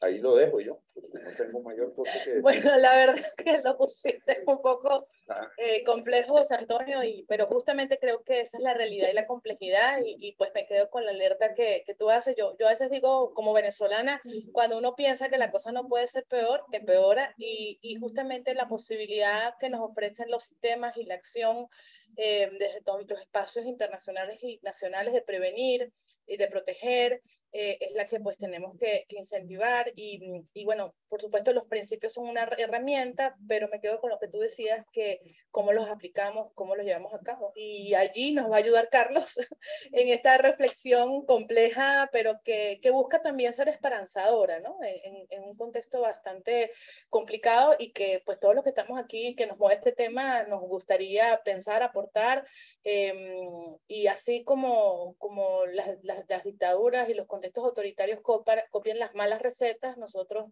inventar esas buenas recetas y ponerlas en práctica para enfrentar, para mitigar, para proteger y para prevenir. Te escuchamos, Carlos. Bueno, muchísimas gracias. Me dieron la tarea de que tenemos que salir a las 12:50, entonces quiero más bien aprovechar de parte del público si hay algunos dos comentarios muy concretos o reflexiones que tengan de parte de los panelistas antes de yo cerrar. Un comentario. Sí, por favor, si se puede presentar. Sí, Jaime Villano, secretario ejecutivo de las Misiones Internacionales de Observación, del Mandamiento de Actividades Judiciales, trabajando con el investigador. No, un par de cosas. Uno, sin conocer el detalle de la mecánica, pero me parece que cuando los regímenes están ahorcando a las ONG por la vía económica, los organismos internacionales también deberían buscar herramientas económicas para devolver la mano a la mano. No cabe duda que muchas veces las sanciones políticas, las declaraciones no funcionan tanto como generarles problemas económicos. Entonces yo creo que genéricamente es una cuestión. Y lo segundo, aquí me arriesgo a caer pésimo a todos, pero yo vengo estrictamente del mundo político. O sea, estuve en el mundo político, en el gobierno y luego ahora en estas actividades. siempre me ha preocupado una cosa. Yo sé que es natural decir los políticos son esto, aquello y lo más allá, y es verdad, en la gran mayoría de los casos. Pero uno de los motivos por los que se ha degradado nuestra democracia es porque justamente tratamos a todos en el mismo saco y se van desgranando las organizaciones políticas porque la gente honesta no quiere estar ahí porque tiene fama de corrupta. Entonces creo que las organizaciones, perdón, y desde el mundo de las autocracias son las ONGs, las corruptas, las vendepatrias, etc. Entonces lo que digo es, hay que trabajar organizaciones civiles, aunque suene contraintuitivo muchas veces, organizaciones de la sociedad civil con las organizaciones políticas que existen respetables en la idea de reconstruir tejido político en nuestros países, porque eso, junto con las organizaciones civiles, es una forma, en parte, de reconstituir nuestras democracias. Sé que es una postura riesgosa y que muchos me pueden criticar, y hay mil razones por las que no es una buena idea, pero en muchos países. Pero creo que hay que trabajar con el mundo político, incluso en el exilio, con todas las precauciones que haya y sabiendo que hay temas de corrupción en esas organizaciones, pero porque sí es el mesh político y de la sociedad civil, no vamos a lograr reconstruir y reconsolidar nuestras democracias como lo necesitamos. Gracias. Buenas tardes, mi nombre es Juan Viloria, vicepresidente de la Asociación Venezolanos en Barranquilla. Escuchando las intervenciones de los diferentes panelistas desde Venezuela, Nicaragua, El Salvador, pero también otros países que hacemos acá vida, quiero contarles que en Colombia, con el actual gobierno del presidente Petro, siendo afín ideológicamente con el gobierno de Venezuela, no es ninguna temor para nosotros, las organizaciones de la diáspora venezolana, estar presentes en este país y en este contexto. Nuestra solidaridad con todos los países que hoy están viviendo las dictaduras y los ataques a la democracia, y creo que la invitación para nosotros como organizaciones de sociedad civil es a solidarizarnos con las organizaciones de los demás países, en la medida que vamos a visibilizar la situación que estén atravesando en Nicaragua, en Cuba, en otros países donde estemos viendo aquejada la democracia. Desde nuestra organización de la diáspora podemos ofrecer nuestro canal de compartir cómo nos hemos articulado con otras organizaciones de sociedad civil en Colombia y fuera de Colombia para visibilizar la crisis de Venezuela, pero también quisiéramos visibilizar las demás crisis y de alguna manera ver de qué manera podemos trabajar en equipo y que no sean nada más situaciones de Dos personas y un minuto cada uno. Y luego te puedes preguntar. Un placer conocerlo. Mi nombre es Manuel Polanco, soy abogado y licenciado en Ciencias Políticas.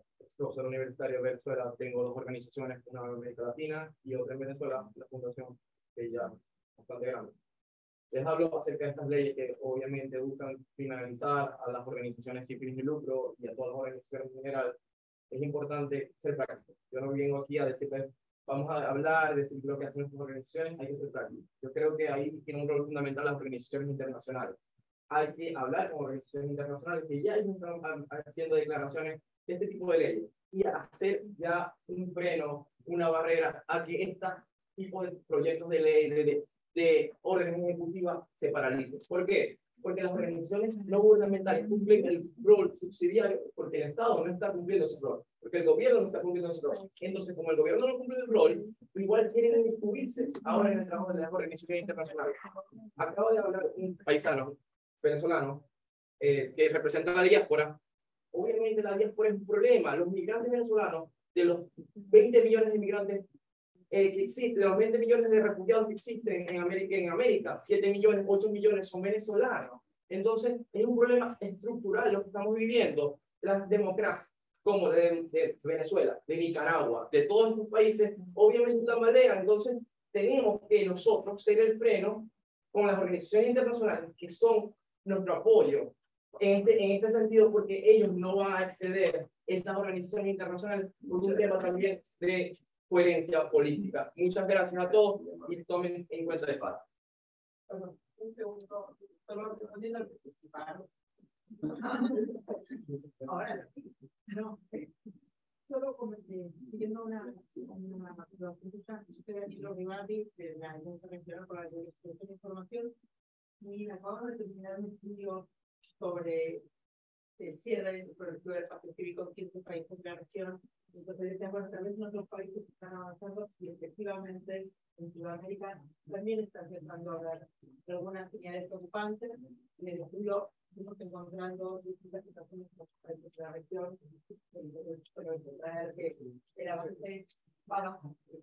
Muchísimas gracias. Yo quisiera hacer unas conclusiones finales. Uno, recordar que las organizaciones de la sociedad civil estamos compuestas no necesariamente y exclusivamente por las organizaciones que necesitamos. O sea, las asociaciones profesionales, las iglesias, los centros culturales, también son sociedad civil. Entonces, muchas veces cuando hablamos de cierre de espacios cívicos, en ciertos contextos como el nicaragüense o el cubano, sí estamos hablando de que es toda la sociedad civil. En otros contextos se está señalizando exactamente cuál es la sociedad civil a la que se tiene que callar. Y eso es una cosa que es importante recordar. La otra es recordar cuál es el rol que nosotros tenemos como sociedad civil. O sea, somos organizaciones que ofrecemos fuente de información tanto al gobierno como a la sociedad civil, monitoreamos políticas públicas y mantenemos a los gobiernos de alguna u otra forma o los mantenemos, we hold the governments accountable, ¿no? Por lo que están haciendo. Allí hacemos incidencia y efectivamente lo que nos trae aquí un poco es la defensa y protección de los derechos humanos y cómo este cierre de espacios cívicos nos puede afectar. Yo quisiera recordar, bueno, nosotros trabajamos mucho Cuba, Nicaragua y otros países de América Latina, y es como los estados, y aquí se dijo, están utilizando el código penal o están haciendo reformas a los diferentes códigos, incluyendo las constituciones, para criminalizar la defensa y protección de los derechos humanos. O sea, al punto de ahogar literalmente a aquellas organizaciones que trabajan y defienden los derechos humanos. Y por el otro lado, decir y concluyo con esto porque solo me dieron 2 minutos, y decir que si bien es cierto, hay países donde efectivamente no hay, digamos, ni siquiera hay una sociedad civil independiente, el caso de Cuba, Nicaragua va por ahí, donde no hay una sociedad independiente en el país que permita monitorear políticas públicas nacionales. Decir que tenemos un ejemplo positivo, y quiero terminar con algo positivo, es Brasil. Durante más de 4 años, que no fue solamente durante Bolsonaro, sino durante los 2 años anteriores, hubo todo un proceso de persecución, de satanización de las organizaciones de la sociedad civil. La democracia hizo que, como le llaman ellos, la nueva democracia, inclusive ha hecho que representantes de la sociedad civil hoy forman parte del gobierno brasileño. Entonces yo creo que es importante seguir defendiendo los valores democráticos y decir que efectivamente, el caso de Nicaragua y el caso de Cuba, el caso de Venezuela, el caso de El Salvador, el caso de Guatemala, son casos preocupantes. Hay ejemplos también en la región de esperanza. Y para mí, la democracia más grande de América Latina, que es Brasil, ofrece esa esperanza. Entonces, lo dejaría por ahí.